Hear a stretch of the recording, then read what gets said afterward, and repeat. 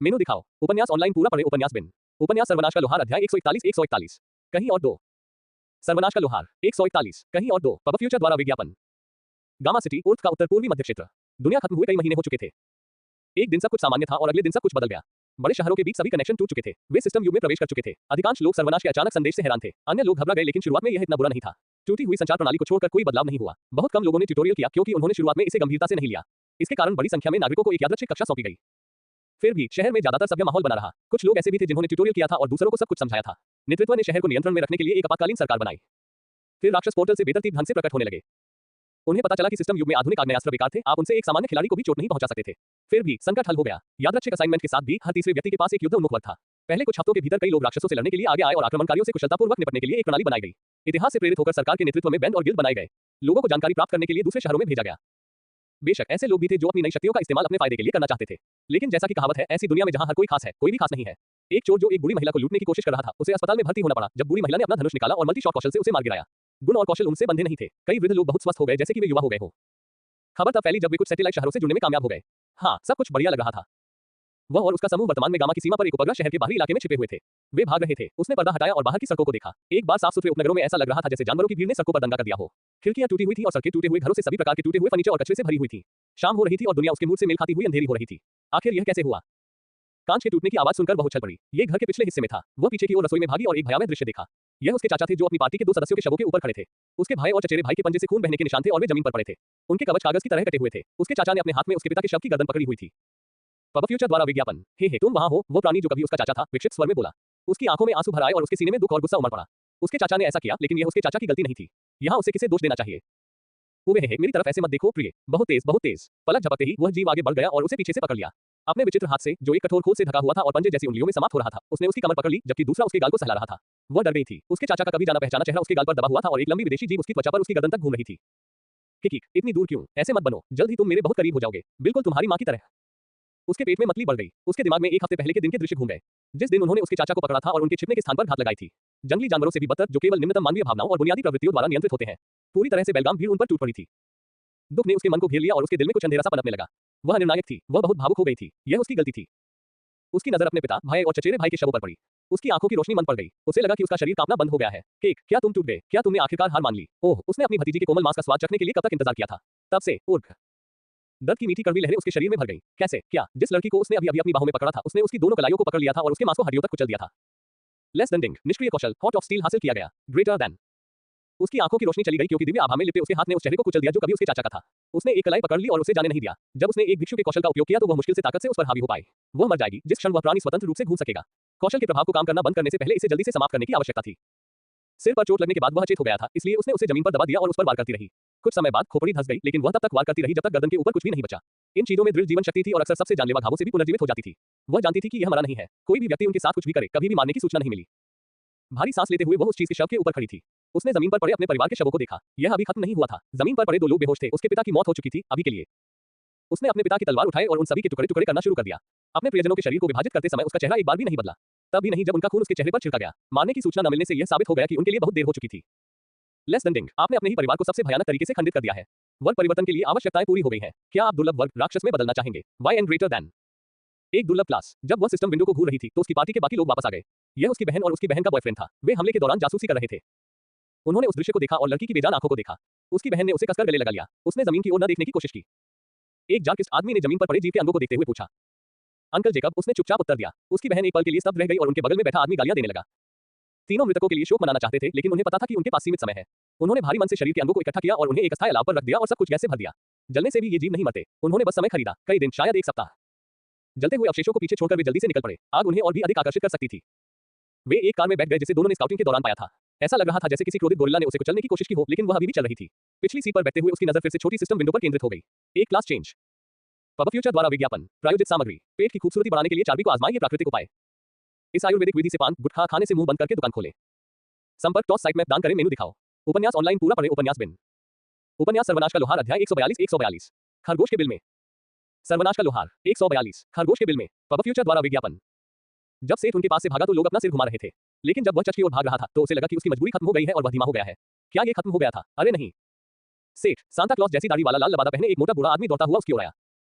नहीं, सेठ ने वास्तविकता से इनकार किया। सेठ, तुम्हें भागना होगा, वे आ रहे हैं, साइमन ने जोर देकर कहा और उसने युवक को पकड़ लिया और उसे सड़क से दूर खींचने लगा। ठीक है, मैं भी खेल रहा हूँ। कौन? स्वर्गदूतों, बूढ़े आदमी ने उत्तर दिया और उसे चर्च के पास एक अंधेरी गली की छाया में खींच लिया, जबकि वह सतर्कता से आकाश की ओर देख रहा था। देवदूत, तुम मजाक कर रहे हो। संदेशवाहक देवदूत, उन्हें जो भी नाम देना चाहो दे दो। जल्दी करो, वे तुम्हारे पीछे हैं। लेकिन क्यों? मुझे नहीं लगता कि मैंने किसी को नाराज किया है। मैंने तो कुछ समय पहले ही राक्षसों से लड़ाई भी की थी। पुजारी ने उसे आश्चर्य से देखा। तो इस तरह से उन्हें पता चला। देखिए, हमारे पास ज्यादा समय नहीं है। संक्षेप में कहें तो क्रोना साम्राज्य के साथ दुश्मनी के रिश्ते में कुछ बहुत ही बुरे देवता ओरीहुमास के हमारे साथ जुड़ने से सहमत नहीं है और किसी तरह से उन्होंने आपके स्थान का पता लगा लिया है। शायद इसलिए क्योंकि किसी को राक्षसों ने देख लिया था। बेशक मैं किसी को दोष नहीं दे रहा हूँ। वह थोड़ा रुका और सेठ की ओर एक अर्थपूर्ण नजर डाली। वैसे क्या तुम्हारे पास अभी भी वह टेलीपोर्ट पत्थर है जो मैंने तुम्हें जिके में दिया था? तुम्हें बच निकलने में सक्षम होना चाहिए अगर तुम। अब यह मेरे पास नहीं है। सेठ ने शर्मिंदगी से उसे बीच में टोका। देखो, एक बार जब तुम्हारे पास इन्वेंटरी आ जाती है तो चीजों को अपने पास रखना वाकई परेशान करने वाला हो जाता है। मेरी तरफ ऐसे मत देखो, मैं एक सराय में ठहरने के दौरान इसे भूल गया था। सेठ ने खुद को समझाने की कोशिश की जबकि साइमन उसकी ओर उभरी हुई आंखों से देख रहा था। क्या तुम्हें पता है कि यह कितना महंगा है? नहीं, हमारे पास इसके लिए समय नहीं है। हमें चर्च जाना है और तुरंत एक पोर्टल तैयार करना है। उसके आखिरी शब्द ओरा के ऊपर आसमान में खुले एक विशाल जलते हुए द्वार की गर्जना में डूब गए। द्वार से जो निकला वह हाल ही में प्रकट हुए राक्षसों से ज्यादा बेहतर नहीं दिख रहा था। मानव शरीर धातु या गीले चमक के साथ गहरे काले रंग की त्वचा से ढके हुए थे। बिना किसी विशेषता के खाली चेहरे और बहुत लंबे अंग जो नाजुक हाथों में समाप्त होते थे। वे बस हवा में थे, न तैर रहे थे, न ही पंख। वे वहां ऐसे खड़े थे जैसे ठोस जमीन पर हो। जल्दी आओ, साइमन ने आग्रह किया और उसे चर्च की इमारत में खींच लिया। एक विचलित करने वाली आवाज जो बेसुरी स्थिर शोर की तरह लग रही थी, लेकिन जिसका स्पष्ट अर्थ था वह दूरी या दीवारों से बाधित हुए बिना पूरे शहर में गूंज रही थी। प्रतिरोध व्यर्थ है, इससे बचने का कोई रास्ता नहीं है। पब फ्यूचर द्वारा विज्ञापन, वो सुरंग तैयार करो, साइमन ने एक क्लर्क पर चिल्लाते हुए कहा जबकि वह सेठ को चर्च के अंदर खींचता जा रहा था। क्या? लेकिन ताना सुरंग है, बस करो, हमारे पास समय नहीं है। रुको, ये बात सुरंग क्या है? स्पष्टीकरण देने का समय नहीं है। प्रतिरोध व्यर्थ है, इससे बचने का कोई रास्ता नहीं है। साइमन ने सेठ को एक बड़े हॉल में खींच लिया जिसके बीच में एक बड़ा अथाह गड्ढा था। मृत्यु का गड्ढा, सेठ बोला, सक्रिय करें। साइमन ने पुकारा और गोल छेद की सीमा के चारों ओर रूनों की एक पंक्ति प्रकाशित हो गई। वहां अपना ख्याल रखना। नहीं, आप इस बारे में गंभीर नहीं हो सकते। क्या आप सच में ऐसा करेंगे? साइमन ने उसे मौत के गड्ढे में धकेल दिया। मैं तुम्हारे लिए बस इतना ही कर सकता हूं, वह चिल्लाया जब सेठ गिरने लगा। सेठ की धरती हिला देने वाली चीख उसके अंदर ही दब गई। सेठ गिर गया और चीखने लगा और गिर गया। उसने चीखना बंद कर दिया क्योंकि उसका गला दुख रहा था। उसने गिरने से रोकने की भी कोशिश की लेकिन वह कामयाब नहीं हुआ। वह जल्दी चीखने की अपनी प्रेरणा और समय का बोध खो बैठा क्योंकि वह इस काली ट्यूब में गिरता रहा। सेठ को आखिरकार शांत होने का समय मिला और उसने इस समय का उपयोग अपनी स्थिति के बारे में सोचने के लिए किया। साइमन ने यकीनन उसकी मदद करने की कोशिश की, इसलिए यह बातचीत शायद उसे उठ तक ले आएगी किसी तरह। यह वास्तव में अनुपयुक्त समय पर हुआ। कम से कम वह अपना प्रशिक्षण पूरा करने में कामयाब रहा। उनकी स्थिति में कोई परिवर्तन नहीं हुआ लेकिन उन्हें अपने कौशल को देखकर बहुत संतुष्टि महसूस हुई।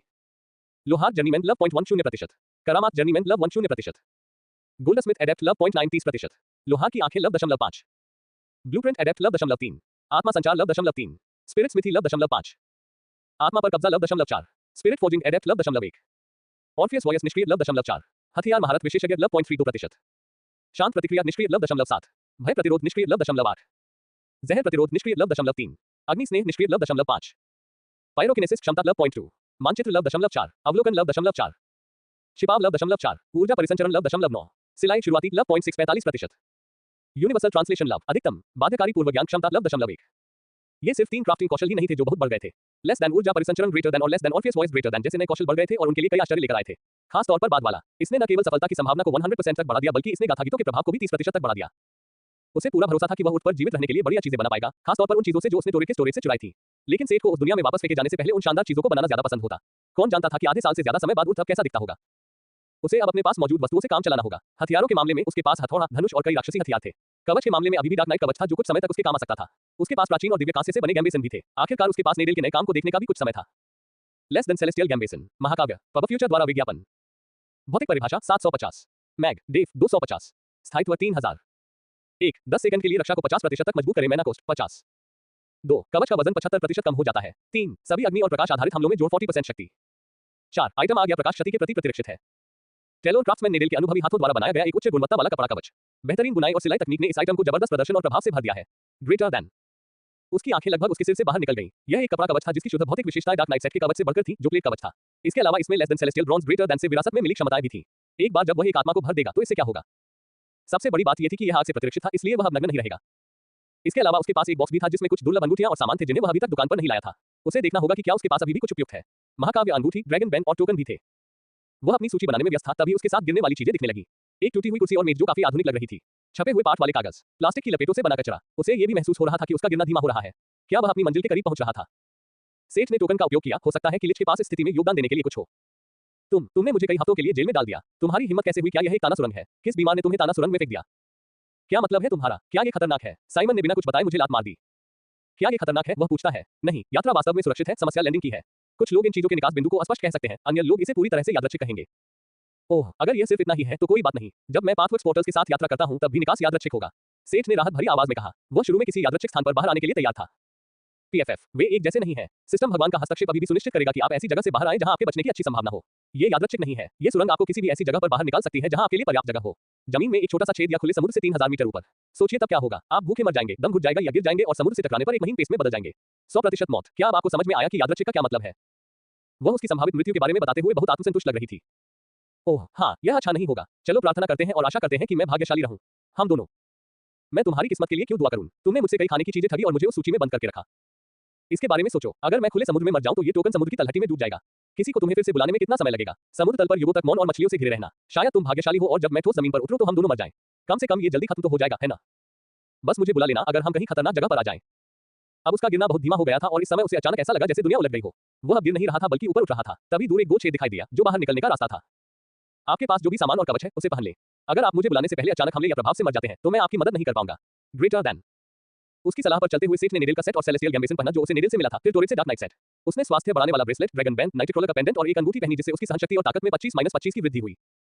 और अंत में उसने चारों के ओबोल और उस बड़ी ढाल को सुसज्जित किया जो उसने टाइटेनोबोआ की सांप की खोपड़ी से बनाई थी। इसके साथ ही उनके प्रारंभिक अस्तित्व को सुनिश्चित करने के लिए सभी तैयारियां पूरी कर ली गईं। पब फ्यूचर द्वारा विज्ञापन, प्रायोजित सामग्री, मधुमेह को हराएं स्वस्थ जीवन के लिए समग्र समाधान। एक प्लांट विधि जो दुश्मन की लड़ाई में आपका साथ दे सकती है। संपर्क टॉस साइट मैप दान करें मेनू दिखाओ। उपन्यास ऑनलाइन पूरा पढ़ें उपन्यास बिन। उपन्यास सर्वनाश का लोहार अध्याय 143 वापसी। सर्वनाश का लोहार 143 वापसी। पब फ्यूचर द्वारा विज्ञापन। रोशनी बढ़ती गई और वह अंततः सुरंग से बाहर निकल आया। उसकी आंखों ने एक चमकदार और सुंदर दृश्य देखा। उसके सामने बर्फ से ढकी पहाड़ियां और घाटियां फैली हुई थी जो नीचे एक विस्तृत मैदान में जाती थी। एक पल के लिए वह गुरुत्वाकर्षण से मुक्त हो गया क्योंकि वह इस दृश्य का आनंद ले रहा था। फिर गुरुत्वाकर्षण ने काम करना शुरू कर दिया और वह गिर गया। इससे पहले कि वह प्रतिक्रिया कर पाता, वह पहले से ही अपने नीचे खड़ी चट्टानी ढलान से नीचे गिर चुका था।